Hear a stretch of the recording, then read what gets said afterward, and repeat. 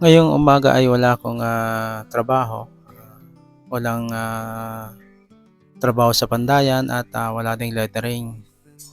Tapos may biglang, dumating na magpapatahi daw ng sapatos, kasi meron akong karatula dun sa labas na shoe repair. So, nakikita nila na merong karatula doon at nagtatanong sila kung sino ang nagtatahi. So, nagulat nga yung may dalang sapatos na ako daw pala yung, magtatahi. Sabi ko, nagtatahi po talaga ako ng sapatos. At itong sapatos na ito ay sa kanyang apo na high school. Black shoes po yung sapatos na aking tinahi ngayong umaga. At ang singil ko dito sa pagtatahi ng isang pares ng sapatos ay 100 lamang po. Kasi sa Sorsogon, kung doon ka sa city ay ang alam ko ay 150. So hindi tayo pwedeng makipag sa bayan doon sa presyohan sa city, sa Sorsogon. Kaya dahil barangay lamang po ito ay 100 lang po ang aking sinisingil. 100 lang po sa isang pares. At ang problema ko ay wala na pala akong kulay itim na twine o pantahi sa sapatos. Ay itong kulay brown na lang aking ginamit. Kitang-kita siya sa itim. So ang gagawin ko diyan ay kukulayan ko na lang siya ng itim para hindi gaanong halata yung tahi dito sa sapatos. Nitong mga nakalipas na 2 araw dahil wala akong tanggap na lettering, meron naman pala yung imprenta. So yun lang yung aking naging content. Pero yung karamihan ng aking content ay mga reels po na about sa nature, yung mga pag-video-video ko ng mga ano sa dagat, sa mga bulaklak. At ginagamitan ko ngayon ng CapCut para ma-enhance yung kanyang kulay para mas lalong gumanda.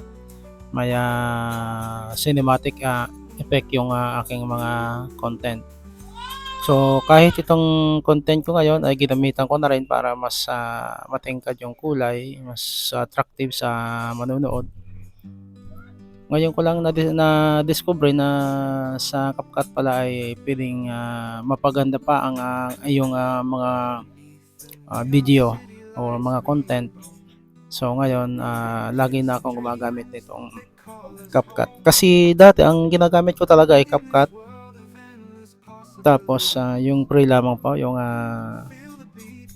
trial. Tapos bigla kong pinalitan kasi nga natapos na yung trial, ilang ano lang, halos buwan lang. Pinalitan ko ng UCut. So bali ngayon ang ginagamit ko ay dalawang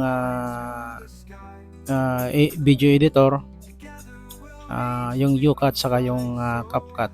Ang nangyayari, nauuna doon sa UCut tapos bibigyan ko ng buhay yung kulay doon sa CapCut, tapos ibabalik ko uli doon sa UCut. Yun po yung proseso ngayon ng aking pag-edit ng video. So bale ito na nagvo-voice over ako ngayon ay nasa UCut po ang aking video. Dito po ako nag voice over sa UCut. Yung aking content ng mga nakaraan na pagle-lettering sa tulay ay bale hindi ko pa natatapos kasi meron pang mga code na hinihintay, hindi pa binibigay sa akin yung mga code na yun, mga number siguro, mga pinintahan ko kanina yung kausap ko doon sa pagle-lettering na yon sa tulay ay sabi ay wala pa daw yung hinihintay ko. Ang sabi ng isa ay meron doon sa plano. Sabi ay darating daw mamaya yung tinatawag nilang circuit, kaya hintayin ko na lang.